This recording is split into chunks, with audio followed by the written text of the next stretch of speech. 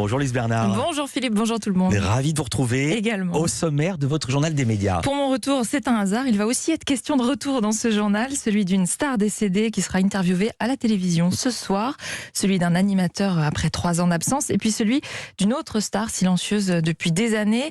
On parlera aussi de Michel Denisot, approché pour s'engager en politique et puis quelques infos-séries en fin de journal. Mais d'abord, les audiences qu'ont regardé les Français hier soir à la télé. Eh bien, c'est l'ordre de la télécommande. 1, 2, 3. Ouais, TF1, le film Avengers Infinity War, c'est le 3e volet. 3 670 000 téléspectateurs, 20,5% de part d'audience. Ça fait toujours des bonnes audiences, les films Avengers, y compris au cinéma. France 2, ensuite, le film Donne-moi des ailes avec Jean-Paul Rouve notamment. 2 760 000 téléspectateurs, 13,7% de part d'audience. C'est une bonne performance aussi. France 3, ensuite, série policière Brokenwood. 2 530 000 téléspectateurs, 12,3% de part d'audience. Et ce week-end, on va commencer par samedi soir. France 3 en forme avec 4 millions de téléspectateurs devant la série Cassandre. C'était pourtant en rediffusion, plus fort que TF1, donc, qui proposait une soirée inédite de The Voice. 3 350 000 téléspectateurs. Alors, c'est une audience en baisse. C'est d'ailleurs le score le plus bas de cette saison. Moins de monde aussi que d'habitude devant N'oubliez pas les paroles. 1 830 000 téléspectateurs devant France 2 samedi soir. C'était un prime évidemment. On remonte encore un peu le temps. Quelles étaient les audiences de vendredi soir cette fois? Eh bien, retour réussi pour les petits meurtres d'Agatha Christie avec 3 840 000 téléspectateurs, près de 400 000 de plus que le dernier épisode inédit, c'était en décembre dernier. France 2 était donc leader vendredi soir, juste devant TF1. La Une proposait une nouvelle soirée de Masked Singer, 3 710 000 téléspectateurs devant le divertissement, une audience légèrement en hausse par rapport à la semaine précédente, et puis surtout toujours aussi puissante sur la cible commerciale, la fameuse responsable des achats de moins de 50 ans, très importante pour TF1, 35,2%. 3e place pour M6, 1 670 000 téléspectateurs devant Recherche appartement ou maison. Et puis, une fois n'est pas coutume, je vous donne la suite du classement des chaînes car il est assez inhabituel. 4e place pour TFX, mais oui, surprise, avec la diffusion du film américain Speed. 5e place pour Arte. Et France 3 dans ça, eh bien la chaîne est seulement 6e, c'est rare, très rare. La faute à l'émission Le Grand Échiquier qui n'a pas du tout marché, 750 000 téléspectateurs seulement, 4% de part d'audience. C'est un mauvais signal en fin d'année télévisuelle, vous savez, à l'heure où les chaînes décident de l'avenir des émissions pour la rentrée de septembre. Europe 1 Culture Média.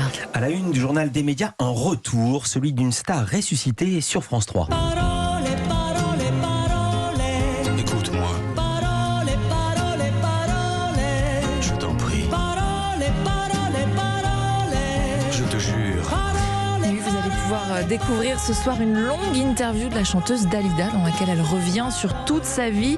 Mais attention, ce n'est pas une archive, c'est bien 1h45 d'entretien inédit avec Thierry Ardisson, l'animateur qui lance ce nouveau concept baptisé l'Hôtel du Temps, où il interviewe donc des morts. Dalida est la première et le résultat est absolument bluffant. On voit réellement la chanteuse répondre à ces questions.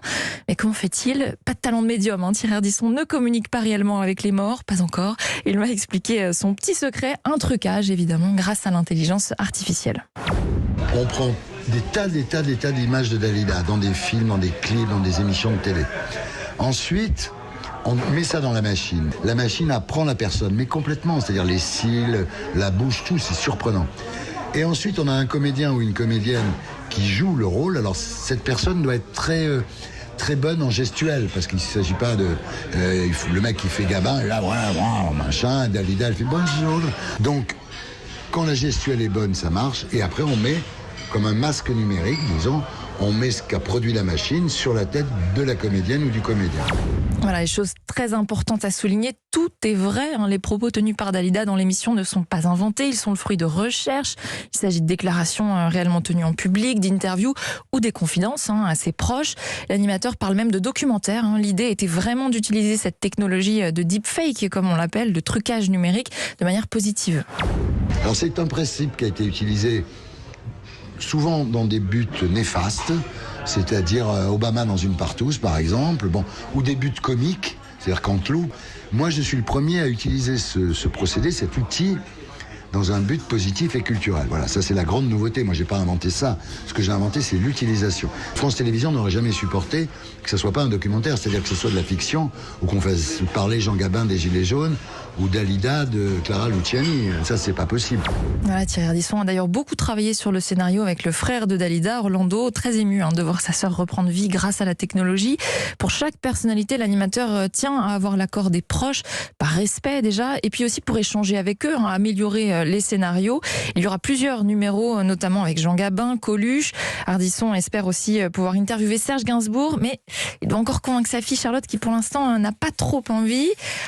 Et puis, il vise 2 numéros par an, car chaque émission est très longue à créer, plusieurs mois. Résultat scotchant, vraiment surprenant. C'est au moins ce qu'il fallait à Thierry Ardisson comme émission pour revenir à la télévision après 3 ans d'absence. Moi, je suis jamais revenu où on m'attendait. Parce que je crois que le secret d'un comeback réussi, c'est de revenir là où on vous attend pas. Par exemple, là, la mauvaise idée, ça aurait été d'aller faire un talk-show sur M6. Donc, je suis allé voir Delphine Ernotte, la patronne de France Télé, que je connaissais pas. Et je lui ai dit, je viens pas pour remplacer Ruquier, rassurez-vous. Et je lui ai dit, je voudrais interviewer les morts. Elle m'a dit oui. Je sais même pas si c'était légal, comment j'allais faire techniquement. J'avais l'idée avant de savoir comment j'allais faire. Oui, je me suis mis au pied du mur. Après, j'étais obligé d'y arriver. Et voilà, le résultat tout à fait légal est à découvrir ce soir à 21h05 sur France 3. Autre retour, mais lui, il aura lieu sur une plateforme. C'est celui d'une star silencieuse, elle, depuis des années et des années. Poulet sur les ondes, alors ouais, on déconne, ouais, on étonne, non, non, c'est pas l'école qui nous a dicté nos codes, non, non. Génération, non, non. Diane, retirée de la vie artistique et médiatique depuis plus de 10 ans, va se livrer dans un documentaire qu'elle a écrit, co-réalisé. Salam, c'est son titre, sera présenté en avant-première lors du Festival de Cannes. Alors, dans un message sur Instagram, elle précise les thèmes qui seront abordés: ma dépression, mes souffrances, ma quête, ma renaissance. Et puis, elle justifie ce choix d'enfin se confier. Elle dit avoir été très souvent sollicitée pour raconter son histoire. J'ai été touchée qu'on s'intéresse à mon parcours, mais il m'était impossible de laisser des inconnus parler à ma place. Alors, j'ai repris la plume, celle avec laquelle j'ai toujours aimé me livrer. Le documentaire a été produit par une plateforme, Brutix. Très très joli. On en parlera justement avec l'un des fondateurs de Brut, Guillaume Lacroix, qui sera notre invité juste après ce journal. Tout à fait autre chose, Michel Denisot dément être candidat aux législatives. Oui, c'est un article du Figaro qui ce week-end a fait état de rapprochement entre La République En Marche et l'animateur. Rapprochement en vue des législatives et d'une éventuelle candidature dans son département natal, l'Indre. Il n'avait pas souhaité commenter l'information auprès des journalistes du Figaro. Il a fini par répondre hier après-midi à sa manière, en mêlant foot et humour sur Twitter. Je suis candidat à la montée de la Berrichonne de Châteauroux en Ligue 2 la saison prochaine. Et c'est tout. Merci de votre soutien. La Berrichonne de Châteauroux, club dont il est président. Le Figaro a de son côté complété ensuite son article en précisant que les négociations n'avaient pas abouti. Et Michel Denisot aurait décliné la proposition des macronistes. Et de leur dire désolé. On finit ce journal avec des actualités séries. C'est Ardisson qui a commencé. 20 millions, oui, séries. C'est le nombre de vues cumulées, atteintes et même dépassées par la saison 2 d'En-Thérapie sur la plateforme d'Arte. Oui, jolie performance en un mois. Le succès continue pour cette série de Nakache et Toledano. La saison 1 avait atteint 53 millions de vues cumulées. Bon, il y a 35 épisodes par saison, donc ça explique aussi ces chiffres très élevés, mais on salue la performance quand même. Et puis dans un tout autre genre, Canal+ a annoncé la date de sortie. On savait qu'elle allait arriver, mais on ne savait pas quand. Une série très attendue. Le Flambeau, la suite de La Flamme, série humoristique de Jonathan Cohen, dont il nous avait parlé en avant-première, ici même dans Culture Média.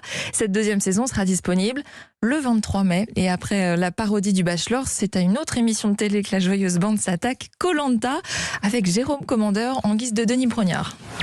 Un seul de ces 14 aventuriers succédera à Lionel, qui a remporté les 450 €, une somme folle. Rien ne m'empêchera de gagner les 450 €. Casting 5 étoiles, humour absurde, on adore ou on déteste. Personnellement, je compte les jours. Allez, plus que 21. Et moi, j'ai vu les 2 premiers épisodes et c'est absolument flamboyant, comme son nom l'indique. Plus que 20, donc jour. À demain, Louise, pour un nouveau journal des médias. Merci beaucoup. Toutes ces infos à retrouver sur notre newsletter média. Ça n'a pas changé. L'inscription est toujours gratuite. C'est europe1.fr. À demain.